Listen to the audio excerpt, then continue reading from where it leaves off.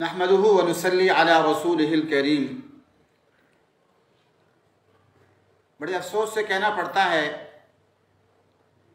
کہ پورے پاکستان میں خصوصاً خیبر پختونخوا اور بلوچستان میں دھرنے ہیں، مظاہرے ہیں کہ لوگوں کو لاپتہ نہ کیا جائے، اور اسلام آباد میں اور پورے ملک میں سی ٹی ڈی کے ظالم لوگ آج بھی لوگوں کو لاپتہ کر رہے ہیں۔ جامعہ سیدہ حفصہ سے چونکہ حق و صداقت کی آواز بلند ہوتی ہے اور پاکستان سمیت پوری دنیا کے طاغوتی نظاموں کے خلاف آواز بلند ہوتی ہے، اس لیے حکمرانوں کو، ایجنسیوں کو اور فوج والوں کو، پولیس والوں کو جامعہ حفصہ پسند نہیں ہے۔ لال مسجد میں 3 سال سے محاصرہ ہے اور جامعہ سیدہ حفصہ G732 میں محاصرہ ہے۔ 2 جمعے قبل ایک جمعے کو یہاں کچھ طلبہ آ رہے تھے، 14 طلبہ گرفتار کیے، اڈیالہ پہنچائے۔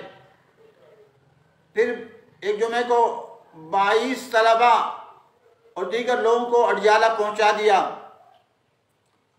پھر ہمارے ایک دوست ہیں یہاں کے، ان کی اہلیہ یہاں پڑھاتی ہیں، بھائی معاویہ بھائی، ان کو سی ٹی ڈی نے اٹھا لیا اور لاہور پہنچا دیا۔ اب کئی استادوں کو کئی دن سے فون آ رہے ہیں، ان میں سے مولانا محمد مجاہد صاحب بھی ہیں جو ہمارے ہاں تقریباً کوئی 15 سال سے زائد عرصہ بیت چکا ہے، یہاں پڑھا رہے ہیں، اور اب ماشاءاللہ حدیث کے استاد ہیں، دورہ حدیث میں بھی سبق ہے ان کے۔ ان کو بھی 2 مہینے سے کچھ نمبروں سے، جو نامعلوم سے نمبر تھے، ان سے کالیں آ رہی تھی کہ آپ جامعہ حفصہ چھوڑ دیں، اور اس کے علاوہ بھی کئی اساتذہ کو ایسے فون آ رہے ہیں، لیکن انہوں نے جامعہ حفصہ نہ چھوڑا۔ تو آج صبح وہ گھر سے نکلے ترنول سے، تو وہاں کچھ گاڑیاں کھڑی تھی، مولانا مجاہد صاحب کو سی ٹی ڈی کے ظالموں نے اٹھا لیا۔ اس میں عرض کرتا ہوں کہ یہ طریقہ غلط ہے، شرعاً بھی ناجائز ہے اور ملکی قانون کے تحت بھی ناجائز اور حرام ہے، اور پاکستان میں صرف اور صرف ان لوگوں کو لاپتہ کیا جاتا ہے جو دین کی بات کرتے ہیں، شریعت کی بات کرتے ہیں، قرآن و سنت کی بات کرتے ہیں، اور بڑی تعداد لاپتہ ہو کر پتہ ہے کہ وہ سی ٹی ڈی کے عقوبت خانوں میں پڑے ہیں، انشاءاللہ جلد یہاں ہوں گے۔ لیکن یہ سوچ نہیں رہے کہ اس طرح جب آپ لوگوں کو اٹھاتے ہیں تو ان کے خاندان کو اذیت تو بہت پہنچتی ہے، لیکن وہ سارے کے سارے اس سسٹم، اس طاغوتی نظام کے خلاف ہو جاتے ہیں۔ ہمارے ایک عالم ہیں، نوجوان عالم، وہ کہتے ہیں کہ میں آپ کی اس فکر اور سوچ کے حق میں نہیں تھا، لیکن جب مجھے اٹھا لیا اور 2 سال عقوبت خانوں میں رکھا، تو اب آپ کی سوچ اور فکر کا حامی ہو گیا کہ آپ صحیح کہتے ہیں، یہ طاغوتی نظام ہے، شیطانی نظام ہے، کفریہ نظام ہے۔ تو اس لیے میں یہ بات کہوں گا اپنے جو ہمارے حکمراں ہیں کہ آپ لوگ اگر یہی رویہ رکھیں گے تو بہت وقت تھوڑا رہ چکا ہے۔ پوری قوم اس طاغوتی نظام سے پہلے بھی بیزار تھی، اور ہم تو پہلے بھی بیزار تھے۔ اب ہمارے پڑوس میں افغان طالبان کے جو بڑے حضرات ہیں، ان کے بیانات بھی آ رہے ہیں، اور اس کے علاوہ جو تحریک طالبان پاکستان کے امیر ہیں، انہوں نے بھی جو آپس میں معاہدہ تھا فائر بندی کا، اس کو ختم کر دیا ہے، اور وہ حکومت کے دھوکوں اور فریب کی جیسے کیا کہ ہمیشہ ہم بھی دیکھ رہے ہیں کہ 30-35 سال سے کہ یہ نظام منافقت کا نظام ہے، کہتے کچھ ہیں، کرتے کچھ ہیں، اور لوٹتے ہیں۔ پہلی بات تو یہ ہے کہ لاپتہ کسی کو بھی نہیں کر سکتے آپ، کسی چور ڈاکو کو بھی نہیں کر سکتے، لیکن اس ملک میں قانون ہے۔ ابھی بھی جو ہمارے ایک ساتھی کو اٹھایا تھا، تو انہوں نے بتایا واپسی میں کہ جی ہمیں مجھے کہنے لگے کہ تمہیں انکاؤنٹر کر دیں، پولیس مقابلے میں مارتے، ہمیں اس کی اجازت ہے، ہم کر سکتے ہیں۔ یعنی یہاں لاپتہ کرنا، انکاؤنٹر کرنا سٹی والوں اور دیگر ایجنسیوں کے لیے ان کو اجازت دی گئی ہے؟ کس قانون کے تحت اجازت دی گئی؟ حضرت مولانا عبدالقیوم حفظہ اللہ ہمارے بزرگ استاد تقریباً 5 سال سے عقوبت خانوں میں اٹھائے گئے ہیں، اور ایک نہیں ہے، کوئی 10 سال سے، کوئی 15 سال سے، کوئی 20 سال سے، اور پھر لاہور کی جیلیں اور ساہیوال کی جیلوں میں جو ظلم ہو رہا ہے، میں یہ حکومت سے کہوں گا کہ یہ ظلم ختم کرے، ورنہ افغانستان سے سبق حاصل کرے۔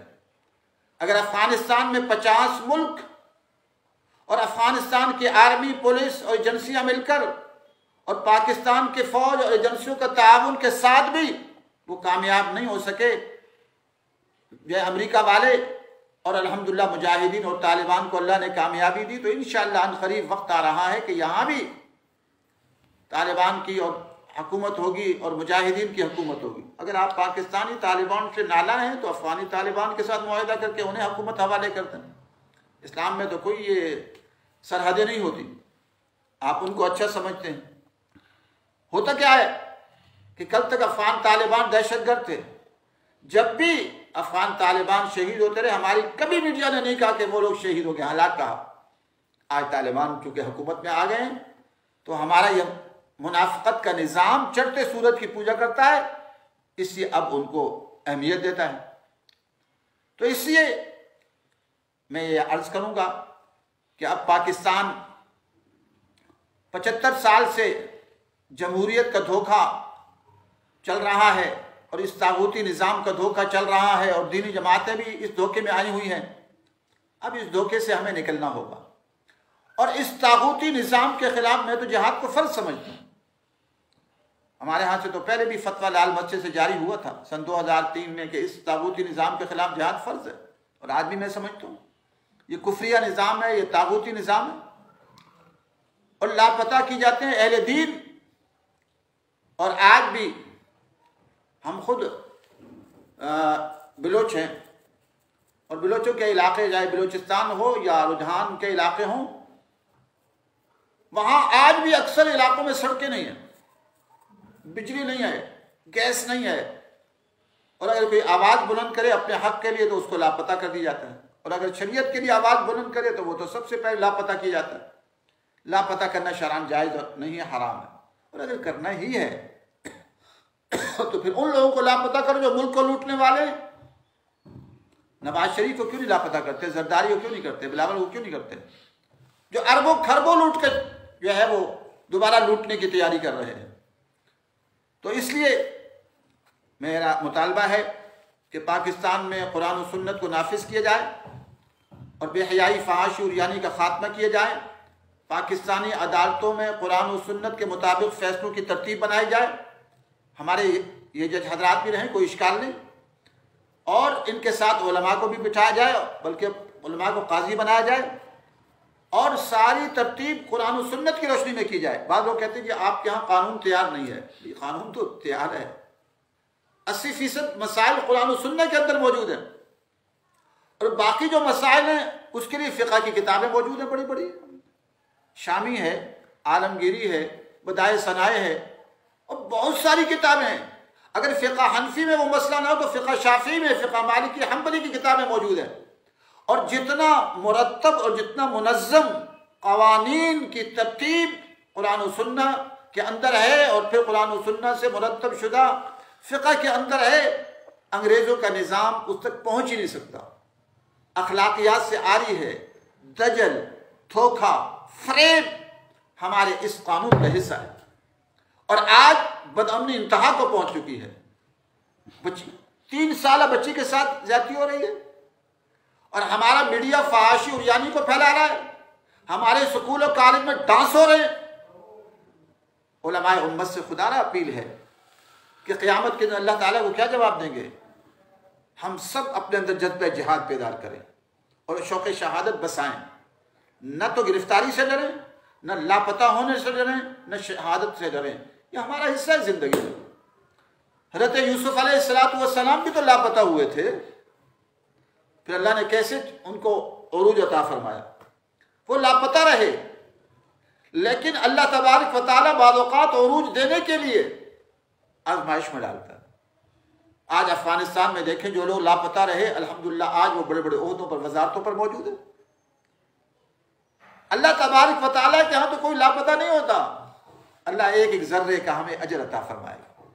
اس لیے تمام علماء کو پاکستان میں فتویٰ دینا چاہیے کہ پاکستان کا نظام طاغوتی ہے، یہ انگریز کا نظام ہے۔ اس پر میں نے مناظرے مباہلے کے چیلنج بھی دیے ہیں۔ جو علماء اس کو اسلامی کہتے ہیں، اس کا اسلام سے کوئی تعلق نہیں ہے۔ پاکستان کے جو قوانین ہیں وہی ہیں جو ہندوستان میں چل رہے ہیں، جو برطانیہ میں چل رہے ہیں، اور انگریزوں کے وکلاء کے بنائے ہوئے قوانین کی کتابیں اس پر فیصلے ہوتے ہیں، اور قرآن و سنت پر فیصلے نہیں ہوتے۔ اس لیے اب ضرورت اس بات کی ہے کہ پاکستان میں قرآن و سنت کو نافذ کیا جائے، اور مولانا مجاہد صاحب سمیت تمام علماء اور تمام اہل دین کو اور تمام لاپتہ افراد کو فوری طور پر رہا کیا جائے، نہیں تو وہ تحریک اٹھے گی کہ جس تحریک کے بعد وہ منظر نظر آئیں گے پاکستان میں بھی انشاءاللہ یہ سارے کے سارے بھاگتے نظر آئیں گے، یہ طاغوتی نظام والے جیسے افغانستان میں بھاگتے نظر آئے، پھر جہازوں پر بیٹھ کے بھاگ رہے ہوں گے اور ان کو جگہ بھی نہیں مل رہی ہوگی۔ اس لیے حضرت مولانا مجاہد صاحب، حضرت مولانا عبدالقیوم حفظہ اللہ اور تمام ہزاروں لاکھوں نوجوان جن کو سی ٹی ڈی کے ظالموں نے اپنے عقوبت خانوں میں رکھا ہوا ہے، ان کو فوری طور پر رہا کریں۔ اور میں نے تو یہ عرض کیا ہے کہ سی ٹی ڈی کے اندر ملازمت جائز نہیں ہے۔ جو سی ٹی ڈی کے اندر ملازمت کرے اس کا بائیکاٹ کریں، نہ اس سے سلام دعا کریں، نہ اس سے ہاتھ ملائیں، نہ اس کے ساتھ تعلق رکھیں، نہ اس کے گھر جائیں، اور اس سے قط تعلق ہی کریں، اس لیے کہ سی ٹی ڈی کے اندر سوائے ظلم و ستم کے اور کچھ نہیں ہوتا، اور لاپتہ کرنا نہ قرآن و سنت کی روشنی میں جائز ہے اور نہ ہمارے ملک کے قانون اس کی اجازت دیتا ہے، تو پھر یہ کیسے کرتے ہیں؟ اس لیے میری گزارش ہے، التماس و التجا ہے، حکومت سے کوئی التجا نہیں ہے، حکومت تو ظالم ہے اور اس نے یہی کچھ کرنا ہے۔ ہم جو 75 سال سے دیکھ رہے ہیں، علماء سے اپیل ہے، درخواست ہے، التجا ہے، التماس ہے، اگر افغانستان میں 80,000 طالبان اللہ کی راہوں میں قربانی دینے کے لیے کھڑے ہوئے، اللہ نے ان کی مدد فرمائی، ان تنصروا اللہ ینصرکم، جتنے ہم اللہ کے دین کے مددگار بنیں گے اتنی اللہ تبارک و تعالیٰ کی مدد آئے گی، اور اس طاغوتی نظام سے نہ گھبرائیں۔ الحمدللہ جامعہ حفصہ والے کتنے ہمارے نوجوانوں کو اٹھایا گیا، کتنوں کو شہید کیا گیا، لیکن اس کے باوجود بھی آج اگر حق کی خاطر ہم ڈٹے ہوئے ہیں اور اسلامی نظام کی بات کر رہے ہیں، اور الحمدللہ ہم نے تو افغانستان کے وقفے سے جھنڈے بھی لہرا دیتے ہیں، کیونکہ ایک حدیث میں آتا ہے کہ فاسق کو پریشان کرنا یہ بھی جہاد ہے۔ تو یہاں کے فساق و فجار افغانستان کے جھنڈوں سے بڑے پریشان ہوتے ہیں، تو ہم کہتے ہیں خوب پریشان کرو ان کو، ان طاغوتی نظام والوں کو۔ اللہ تبارک و تعالیٰ سے دعا ہے کہ اللہ تعالیٰ ہم سب کو جو ہے حق سچ کہنے کی توفیق نصیب فرمائے، اور ہم سب میں جذبہ جہاد بیدار فرمائے، اور ہم سب کو شوق شہادت نصیب کرے، اور موت کے وقت شہادت کی موت نصیب فرمائے۔ وآخر دعوانا الحمدللہ رب العالمین۔